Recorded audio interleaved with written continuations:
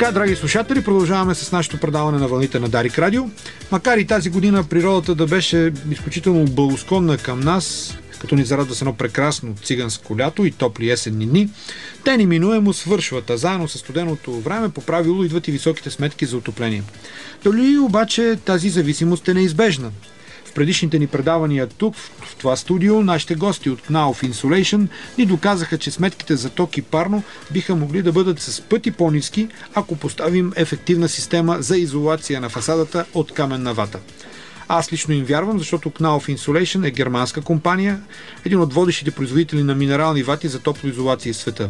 Помните подробности и много полезни съвети за избора на подходяща изолация и начина на поставянето им може да намерите на сайта fasadna-izolacia.com.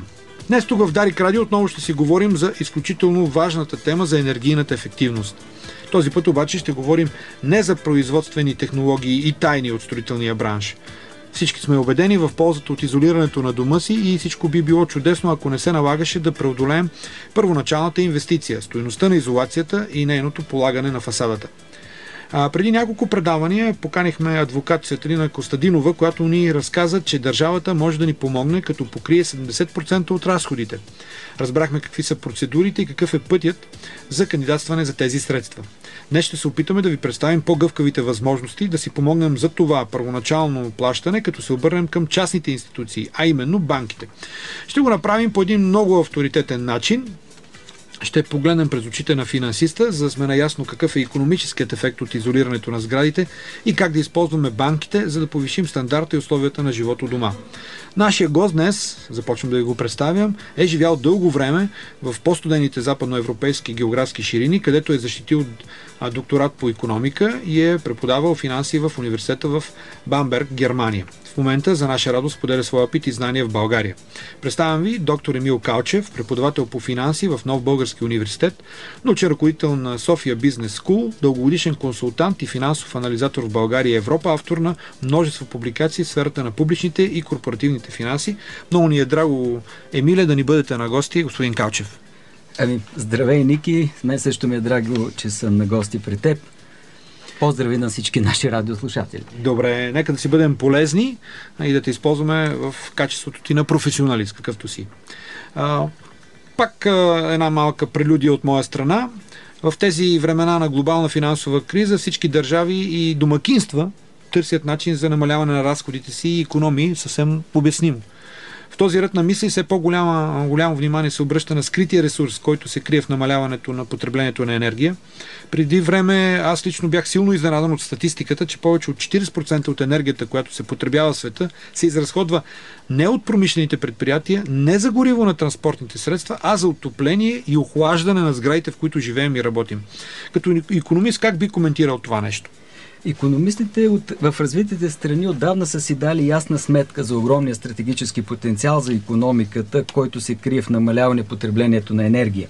Снижаването на разходите за енергия, а те са огромни в световен мащаб, представлява освобождаване на свеж финансов ресурс, който ще се насочи в други сфери и ще стимулира икономиката. Това е валидно както на глобално ниво, така и за отделната държава, така и на ниво домакинство. Тоест, като намалим сметките си за отопление, ни остават пари, които харчим за други стоки и услуги, а това повишава стандарта ни на живот и същевременно повишава производството на фирмите, от които от друга страна не само купуваме, но и получаваме заплати, а държавата събира данъци. Да, така е. Хората, например, в Средна и Западна Европа, отдавна са осъзнали огромния потенциал на икономическия ресурс, наречен енергоефективност на сградите. За съжаление, ние в България живеем сякаш сме най-богатите хора на света, като между другото харчим от 2,5 до 4,5 пъти повече пари за ток и отопление, отколкото средностатистически европеец. Това е парадокс. 2,5 до 4,5 пъти повече пари за ток и отопление. Дори съседите ни в Сърбия, макар и все още да не са част от Европейския съюз, са много по-напред от нас в икономията на енергия. При това за изолация на фасадите се използват там високоефективни и естествени материали, като каменната вата, например, за която така вие споменахте в началото, които осигуряват не само енергоефективност, но и други екстри за комфорта на живота. Много интересни данни, господин Калчев. Защита на България, все пак аз бих казал, че и някои български политици се опитаха да обърнат сериозно внимание на този проблем. Например, президента Плевнелиев, който има сериозен опит в строителството, още в речта си за стъпване в длъжност, спомена, че според него един от най-сигурните пътища за излизане от кризата е именно повишаване на енергийната ефективност и намаляване на разходите за енергия. Когато ставаше дума за тегляне на нови заеми от страна на държавата това лято, комисар Кристалина Георгиева пък подчерта, че ако ни липсва финансов ресурс и се налага да взимаме кредити, то най-доброто вложение на тези средства би било в енергоефективност и подпомагане от страна на държавата за саниране на обществените сгради и домовете на българските граждани. Тоест имаме на разбиране на държавно ниво, но къде, Емиле, според теб се къса така връзката? Въпреки това, че за разлика от други държави, като накажем Франция, Германия, които предоставят сериозни данъчни облекчения на домакинствата за всяка тяхна покупка на подобни енергоспестяващи технологии, уреди, сгради и така нататък, у нас това е в една рудиментарна форма. Имаме нещо подобно по отношение на сградите. Това са само на идеите. Не, имаме нещо и в данък за облагане на данък сгради. Местния данък сгради. Имаме такава разпоредба, обаче тя остава единична. Тя не се съчетава с комплекс от други подобни разпоредби, които да насочат гражданите и фирмите в тази посока. Добре. Другото хубаво е, че у нас все пак се говори все по-често и по-често. Чувам колеги в медиите да говорят по темата за енергийната ефективност, но като че ли българина все още не е осъзнал какви ползи би могло да донесе намаляването на потреблението на енергия, не само за глобалната екология, което съществено също важно за нас, за децата ни, а и за самия него, за семейството му, за частния случай. Да, моите лични наблюдения са също такива и затова бих искал да обърна внимание, че повишаването стандарта на живот е свързано не само с прякото финансово изражение на по-ниските сметки, а и с други аспекти, които можем да получим, правейки инвестиция в качествена и естествена изолация на дома, например. Това са ограничаване на шума, а оттам естествено на стреса, поради по-добрата звукоизолация, създаване на естествен здравословен микроклимат и на практика това резултира в повишена работоспособност, намаляване на парите за лечение и така нататък. Тоест, ако трябва да обобщим, от една страна говорим за неколкократно намаляване на сметките за ток или парно в дома, но при добър избор на естествен материал за изолация добавяме и здравословен комфорт и не бива да подценяваме никак неговото финансово изражение. Например, има такива изследвания, направени от Европейската комисия, които сочат, че децата повишават успеха си и боледуват по-малко при добре изолирани и правилно изолирани сгради. Супер. Например, живеещите и работещите в топлоизолирани с каменна вата сгради имат все по-висока производителност и боледуват по-малко. От тук вместо да купуват лекарства, могат да си купуват други неща на пазара. Бих добавил и още един факт, за който хората сякаш все по-малко се сещат, но който е категоричен и си струва да бъде забелязан, не само от финансистите, разбира се. Полагането на качествена топлоизолация на дома повишава неговата пазарна стойност, повече отколкото струват вложените ресурси за тази изолация. Разбира се, качествена е много важна забележка, защото масово използваните у нас материали са от ефтините, но те стареят и на практика губят свойствата си и съответно пада стойността на жилището с годините на експлоатация, докато добър естествен материал, като каменната вата, има по-дълъг живот от този на сградата. Така че ако сме решили да инвестираме, по-добре е умно и дългосрочно да инвестираме. Добре, на гостин е доктор Емил Калчев, преподавател по финанси в Нов български университет. Емиля, няколко пъти споменахте изолация на фасадата с каменна вата и естествени материали. Толкова ли са важни материалите през погледа, да кажем, на една финансова институция и през твоя поглед на финансиста? Ти цениш парите? Разбира се, аз ценя парите и би трябвало да ги ценя професионално.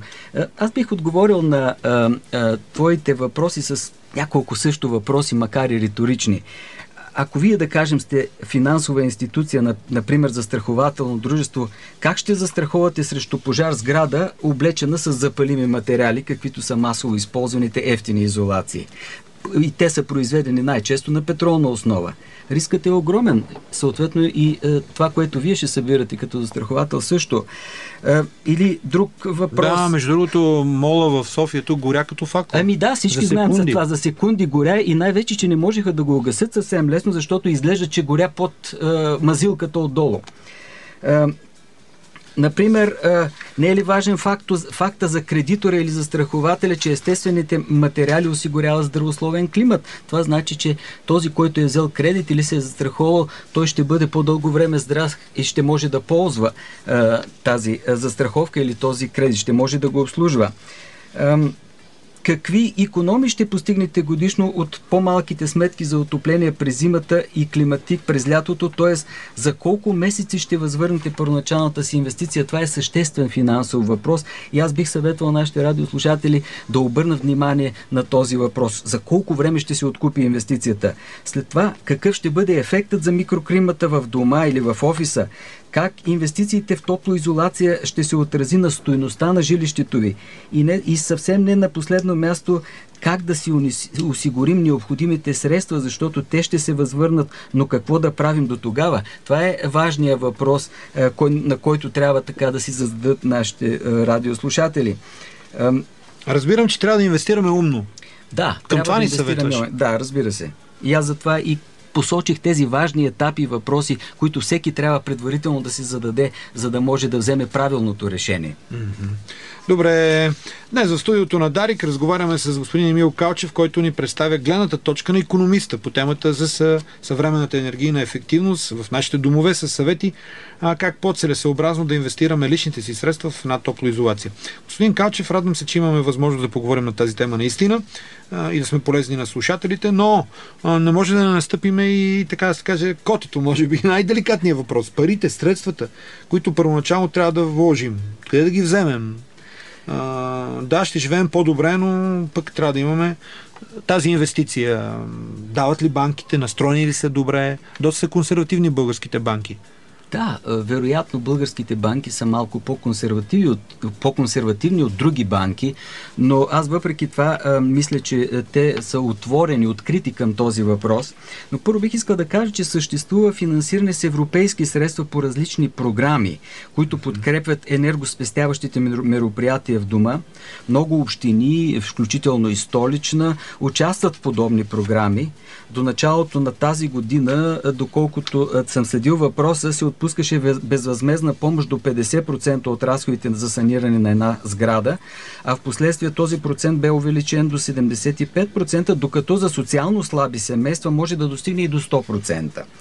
Това е безспорно значителен финансов ресурс, който е грехота да не бъде използван. Разбира се, за да се възползва от него една кооперация, трябва да бъдат спазени различни процедури, които не са винаги толкова прости.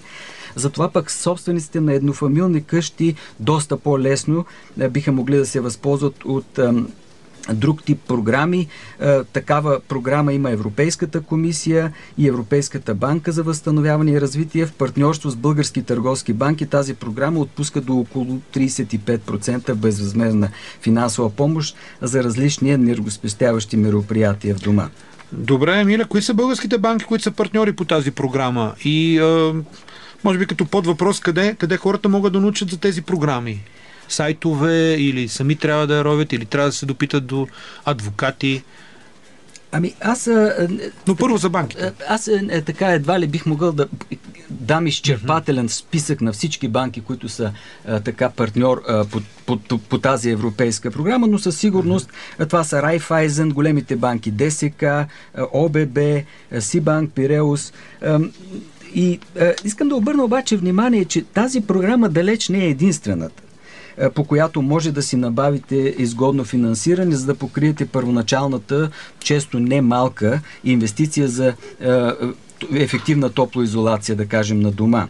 Редица банки предоставят такова финансиране под формата на потребителски кредити при преференциални условия, когато става дума за подобна, за по-добра енергоефективност и дори има специални условия, ако проектът е зелен, т.е. използват се екологични материали и това е особено важно да бъде обърнато внимание. Че да му обърна внимание. Как си обясняваш, че когато си зелен, получаваш по-така преференциално отношение на банките? Инвестирането в по-добра енергийна ефективност на дома и в частност в топлоизолация е една от малкото инвестиции, които гарантирано повишават стандарта на живот и освобождават най-важното финансови ресурси на кредитоискателя, а това прави банките естествено по-спокойни, че ще си възвърнат дадените пари. Когато разполагат с повече финансови средства в бъдеще, доволните клиенти вероятно ще се върнат отново при банката, за да теглят средства и за други покупки.